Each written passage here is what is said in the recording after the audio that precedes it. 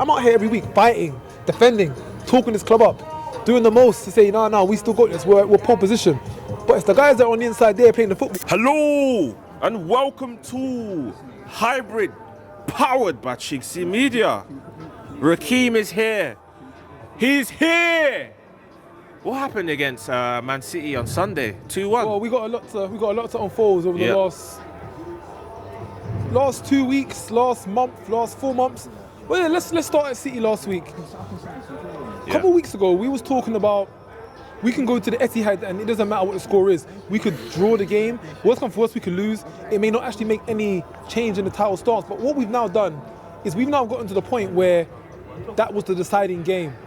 And I don't want to hear talks about, oh, we went to the Etihad, we put up a good performance, we had a few decent amount of shots, we could have won that game, we tried more, we tried harder. I don't want to hear that because those games that we let slide, the Wolves 2-2, the Sunderland last minute goal conceded, Bournemouth 2-1 last week, Nottingham Forest 0-0. Do you know what? Forget the big. I'm not even going to take the big games because you know big ones, if Arteta wanted to do the thing of we're going to sneak the little games Brentford, and the big games, scribe it by. There was enough Brentford as well, 1-1. There was enough small games where we had it in our hands where we could have went for it, but we chose to play back. We chose to be negative. We chose to not attack, and now we paid for it. Bournemouth. What on earth was that? The week before we play City, we're going to play this negative, tentative football. And then for the big team against City, we're going to then show up and start trying to be a bit more, but we're going against the powerhouse, you know? What can I say about the City game? We had to do that, otherwise we would have got battered. If you don't do that, you're sitting duck, and they will find you eventually. Is that in the space of, 8 days, we played two opposite contrasting styles of football. We played poor against the bad team, we played good against the good team. But by this point, it's too late. If we played good against both teams, that would be what? 3 out of 6 points. But minimum, we didn't do that, and we got 0 out of 6 points. City are now, we're now ahead of City, but they win one game, 1-0, 1 goal difference, and they're ahead of us. So we've really put ourselves into a position now where it's the same story as the last previous seasons. Oh, if City slip up, if City don't get these points, if City don't do this, then we're going to capitalize. Why have we come to this again? Why do we have a 12-point, 9-point gap, and now we're banking on City slipping up points for us to go through? We've already thrown so much of this away now, and now it's down to let's wait for City to slip up. Like, where have I heard that story before for the last how many seasons now? It's not where we should be. It's not where any of us should be at this point in time. It's disappointing. It's disappointing in the manager, it's disappointing in the players, it's disappointing in the club for, do you know, we've gotten to this point where it's fantastic. We was talking about a quadruple a month ago. Never going to happen, but the league was the minimum. The league at that point, I didn't know how we could have thrown it away, but here we are. Bad game management, negative tactics, not stomping out teams we got the chance to. How many times have we been leading at the Emirates just for them to pull goals back, or we've thrown points away that could have potentially been there? Like, there's so many instances of this now, and I feel when are we going to change it? What year do you think football changed? Why? And has it changed for the better? It sounds so obvious, but it did change, of course, when Man City got taken over. When Man City got taken over and Pep Guardiola came in. I think when Pep Guardiola came in, the whole change of tactics, bringing those tactics to the Premier League, more possession play football, more tactical playing out from the back play football, passing around. I definitely think he brought something different to the game, which a lot of teams tried to emulate, a lot of teams tried to copy, but no one has quite done it like he has. You know, he came from Barcelona, had his style of play, he brought it to the Premier League, and look at what Vincent Kompany is doing at Bayern Munich. That's the Pep Guardiola style as well, isn't it? There we go. And it's probably the greatest. It could be the greatest Bayern Munich side of all time if they end up winning the treble. It will be, no doubt. After bringing in Olise and bringing in Kane and Luis Diaz. Yeah, man, goes to show. Player profiles. Who is better, Donnarumma or Raya? Donnarumma's done more to have that title. Nunez or Timber? Nunez for PSG? No, Man City. The right back. Again, going on merits. Nah, man, Timber's had too many 9.0 star games. Let's go with Timber. Diaz or Gabriel? Ruben Diaz or Gabriel? Gabriel. Mark Guehi or Saliba? The thing is, when we do this one, I'll hopefully say Saliba, because if you look at Guehi and Saliba, they're both pretty much around the same mark. That's why I put them together. He joined City a couple months ago. Like, he ain't won nothing. FA Cup. He ain't won nothing outside the FA Cup. over Saliba, so let's go with Saliba. Nico O'Reilly or Calafiori? Nico O'Reilly. He's been turning up. Rodri or Declan Rice? Old Rodri, new Rice. Bernardo Silva or Odegaard? Bernardo Silva. Semenyo or Saka? Right now, Semenyo. Wow. Cherki or Eze? It's a hard one, isn't it? It's a hard one because... Yeah, both on form. Both on form. Do you know, from what Eze done at Crystal Palace, I'll go to Eze. Okay. Jeremy Doku or Martinelli? Doku's winning stuff. Doku's winning stuff with them, innit? Scored today. Haaland or Gyökeres? Haaland. All right, Bow. Okay, start, sub, sell. Olise, Lamine Yamal, Kylian Mbappe.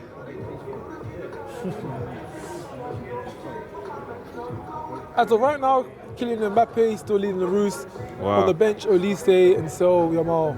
Yeah, you don't really rate Yamal, do you? No, the thing is, Mbappe's been like the leading goal scorer in Europe for like the last how many years now, so he's definitely up there. I think Kane's got 50 though. He's got about 40. Oh, so we're really gonna love man for being the second best striker for like the last half a decade.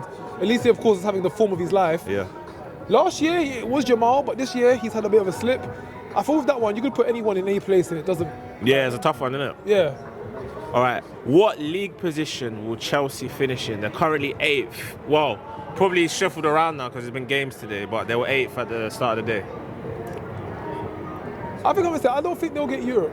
I don't think so. I don't think they'll get They Europe. won't. So where do you think they'll finish? 10th, 9th? I think they'll pull a game back. Let's go 7th. They'll finish just up. So that will probably squeeze them into the Europa Conference League. They might be able to retain it. I think they'll get the Europa. I think they'll just about scrape it. I think Champions League's out of question. Yeah, they ain't getting Europa might potentially be too far. But Conference League, yeah, I think the Conference League will be the one. Okay. Will any of Bournemouth, Brentford or Brighton get into Europe? If so, which team and in what competition? The 3 Bs. So of course, Arsenal, City, obviously Champions League. Man U, Aston Villa and Liverpool. Yeah. That's 5. And then I think it goes Brighton 6th. Then it was Bournemouth 7th. I think Brighton will get Europa. I think Bournemouth or Chelsea will get conference. And there's a whole heap of sides that are within 1 or 2 points of Chelsea. There's 12, like 8. There's between 12th and 7th, there's like 4 points or something. Yeah, it's crazy. A couple of teams got game in hand. I think Brentford's got 1 or 2 games in hand. It's absurd. Arsenal 1, Newcastle 0. Talk to me about the game, man. Take it away. Talk about the game. It was disappointing overall. It was disappointing because going into this game, we know that we're level with City. We know that we're tied on goal difference. We know that we're tied on points. Yeah. And we know that because they've won, that puts us in front of us. After scoring, in the first 10 minutes, we didn't, by the end of the first half, we had 0.08 expected goals. We didn't press them. We didn't have many shots on target. We didn't have any shots on target. We didn't have anything to trouble them. These kind of performances, what are we meant to get from these kind of performances? These are the games now. These are the fine margins that Arteta ever talks about. We can't just bank on points. We can't just bank on we've scored, we've won our game. Okay, let's keep it shut down. We move forward. If City score 2 goals, if City score 1 goal, they win. That's it. They're back in front. Yeah. So like these fine margins they keep talking about, we got to score more goals. We got to attack more. We got to press more. Why do we have 80 minutes of barely anything clean on target? Barely any shots targets. We can't put the string. We can't string the attack together. We can't find our man. Gyökeres in the 92nd minute tried to put a ball through across the pitch, intercepted straight away. Why is our attack not fluid? And will City drop points? So I think it's fair to say that their City will drop running points. is harder than us. City will drop points, but so will we. Like we talk. You think like, so? What do you mean you think so? We talk. Who's going to take points off us? We've been in title runs with City before. Yeah. We dropped points to Bournemouth. No, we dropped towards the Bournemouth. We dropped points to Wolves. We dropped points to Sunderland. We dropped points to Nottingham Forest. We dropped points to Brentford. Like, what do you mean? Who are we going to drop points to? We've been dropping points. No, but we've got Fulham. We've got West Ham. We've got Crystal Palace, and someone else. I can't think right now. So we haven't drawn with Fulham before. We haven't lost to West Ham before last. If we drop any points from them games, we don't deserve to win it. Just everyone go home and go to bed. The last 2 seasons, we have had a loss to Fulham, to West Ham, and what was the other team? Palace, a draw at some point. We haven't wiped. These aren't teams that we wipe the floor with. These are teams that have in times given us trouble, and we are playing right now. Like the other team's Burnley, by the way. Burnley, and should beat Burnley, but hey, we was 2-0 up at Wolves with 21 minutes to go. So it's annoying to be at this point in the season where as fans were saying, oh, but City aren't going to know their games. Yeah, but neither are we. Have we not learnt this yet? Yeah. What's to say that we're going to go 5 games unbeaten and beat everyone? We didn't do it in the last 5 games. It's taken us about a month to get a win in the Premier League. So I don't know what to say at this point. It's disappointing. It's disappointing because I'm seeing us once again having to rely on the City downfall for us to get a step up. And we know what City like. I keep saying this. We know what City like are at the business end of the season. At the business end of the season, City don't play about. That season 24, 25, I can't remember what season it was. Which one? The treble season? When it was 2 points. They beat us on the last day. Oh, yeah. You're right. Like, what? 4 months, 3-month win streak. 3-month win streak. 23-24. 23-24, what it was. 23-24, 3-month win streak. So, and you know what we're like at the end of the season? We're the opposite end of that. Yeah, we're the opposite end of that. So, all April, this, but City are going to drop points business. That doesn't give us reassurance. Because we will drop points too. We've been dropping points. And performances like today, like I said, where we should be closing the gap, where those fine margins really becoming down to a thing, we didn't do that. We've shown that we're incapable of pushing it when we need to. Like, say this, in the FA Cup, Southampton scored in the 80th minute. Against who, us or City? No, it's City today. Yeah, they did, yeah. Southampton scored in the 80th minute. City said, okay, we got to lock in, we got 10 minutes. Boom, 2 goals, win the game. In the final. Why, for the 4th year in a row. So why don't we do that? Why can't we do it? When it's time to lock in and score, why can't our players put it together and put it in the back of the net? Yeah. Why is it every time we are down and we're under pressure, we're almost scraping around, we're scraping, we look almost confused of, damn, how are we going to get the ball in the back of the net? City, when it's time to get job done, they get job done, they handle business. We don't handle business. And that is a disappointing trait because we've seen it over and over again. Martin Zubimendi, what's going on with him, man? He's been off form for a while. I think something off the pitch is affecting him. Yeah, he's having a hard patch. He's not having his best patch. Of course, when he started, some great balls, some great goals. But you know what? Players have dips, players have highs and lows. He has contributed a good amount to the team. He has scored some goals. He has had some good assists. Yeah. He's had a bit of a rough patch now. I get it. I hear it. I need to lock in though real soon because we ain't got much time to go with these games. We've got 7 games left, 5 in the league, 2 Champions League, 1. Yeah, 7. Potentially 3 in the Champions League, 5 in the league, so I'm gonna need to lock in. But 4 more now. I hope he finds himself real quick. Well, we're gonna take on Atletico Madrid.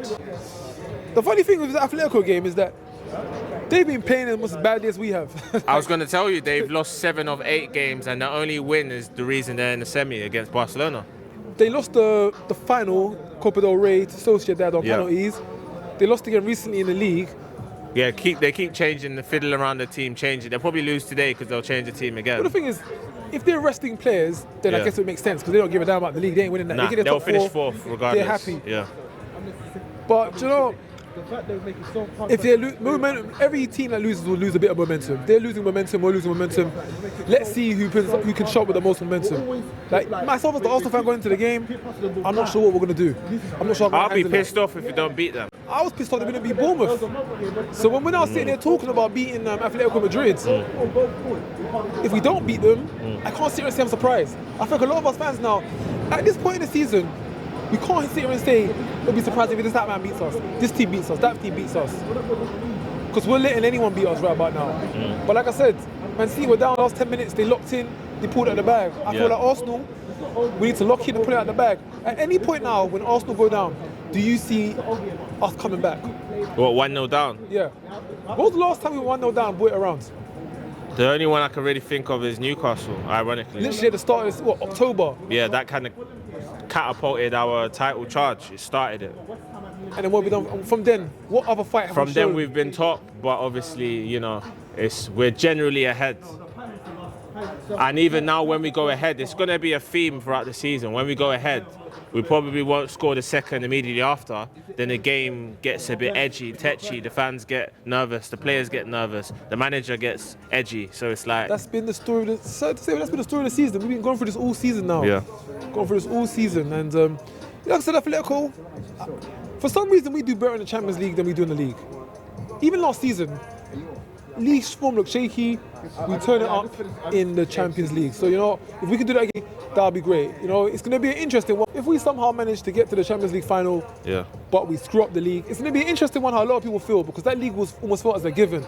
But if we win the Champions League, I think a lot of things kind of get flushed behind us. So, we'll see. Man City watch, message to Tao Rahman. Do you know, we've caught so many strays. Man's dancing and everything. We've caught so many strays now in the last 3 weeks. We've caught so many strays. And I can't even be mad at him. I can't. Obviously, I'm annoyed. They're selling Arsenal bottles for £2. We did this to ourselves. No, listen, we did this to ourselves. We did this to ourselves. We was 9 points clear. For the last few seasons, it's been, we pushed City to the end. They got the best of us. With an injury-fed season, couldn't be helped. First season experience. This season, it was all in our favour. We had all of the players. We had all of the advantages. Man City weren't even playing good football up until January.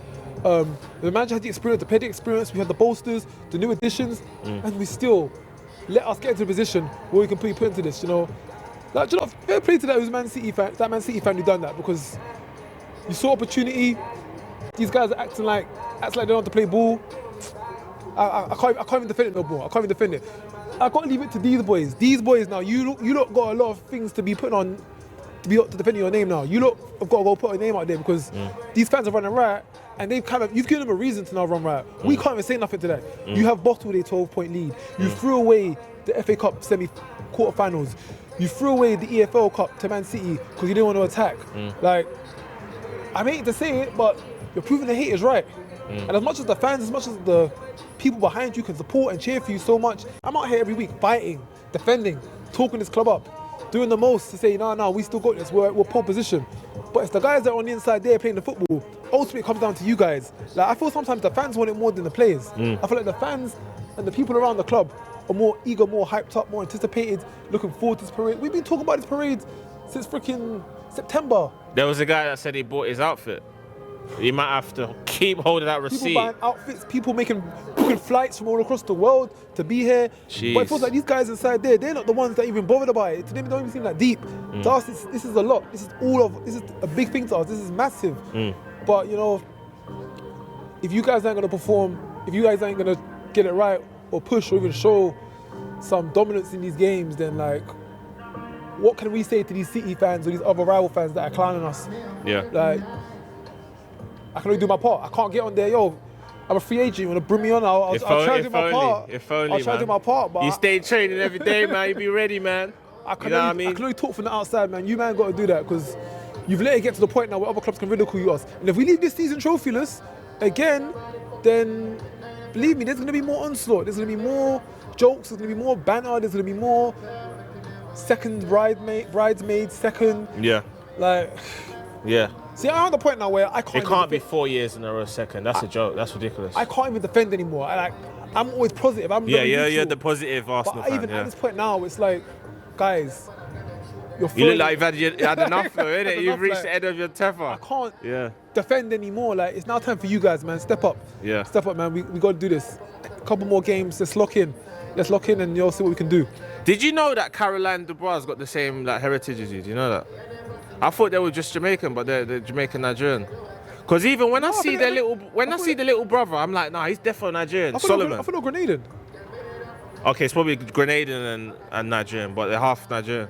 So, because when their little brother Solomon, the boxer. Yeah. I was like, nah, that little boy is definitely. He looks like Damilola Taylor, basically. Yeah. So I overheard her because Eze. Yeah. The Liverpool fan. Oh yeah. Yeah, he interviewed Caroline Dubois. So I was like, right. And then I think she mentioned it. And I was like, okay. I interviewed her a while back, 2022, which was like making her start of her career. Yeah. Story for another day. My backstory. She's actually all right, you know. Yeah, she's a good boxer. She's good. But I think she's eager to fight Alicia Baumgardner. Yeah. She wants that bad. Alicia Baumgardner's been around for a while now. She's 32, she's been like, 31, yeah. She's been like the name of the division. So Karen Dubois, of course, came from the Olympics, made her debut. Obviously, her brother's Dubois, a lot of profile around her. She wants that big fight. Yeah, she wants it bad. Alicia, is that a good fight? It would be a good fight. It would be a good fight. At least she's been around for a while. Yeah. She's still up there. Caroline, she wants to prove herself. She wants to be next in. So if she beats Alicia, you are the main girl now. But the stance that Alicia's taken, she's trying to do the condescending thing. Was like, you're a little girl, you're a young thing, like, bruv, you need to get your thing. The thing is with women's boxing, it's mind games, isn't it? The thing is, it's mind game, but the thing is with women's boxing, there's not enough fighters in the division for you to do that. For you to do that. Guaranteed, whoever you fight next, no one has ever heard of them before. Yeah. No one. If it's not Katie Taylor or Amanda Serrano who won't fight you. Or them obvious names there, Chantal Cameron. If it ain't one of them lot, it's going to be someone that we've never heard of. Yeah. And Caroline Dubois has much more accolades, more gravitas.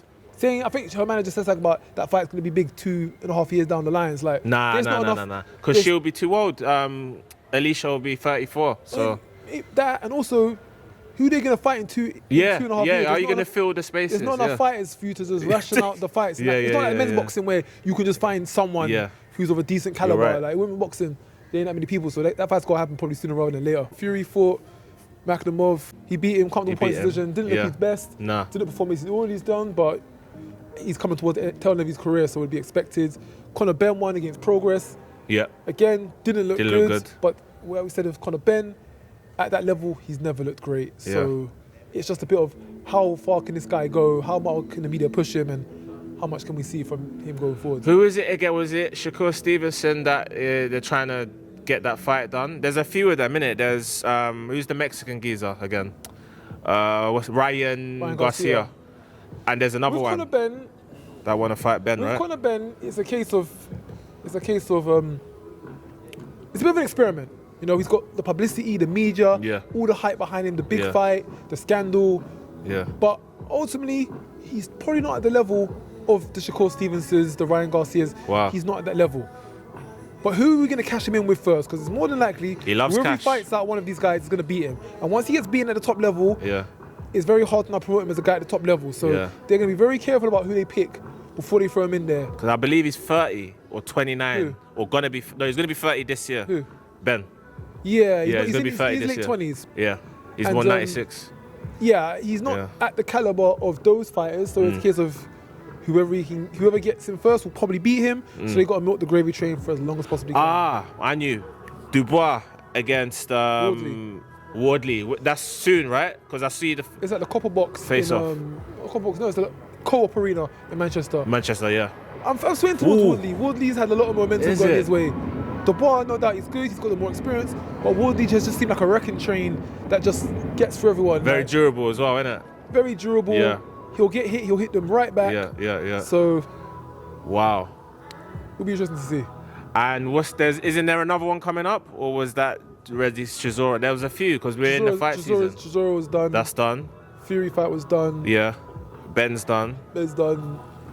I think that's most of it, really, isn't it? That's it. That's fight season done. Bow! Thanks for watching this video, guys. Don't forget to like, hype, comment, share, and subscribe.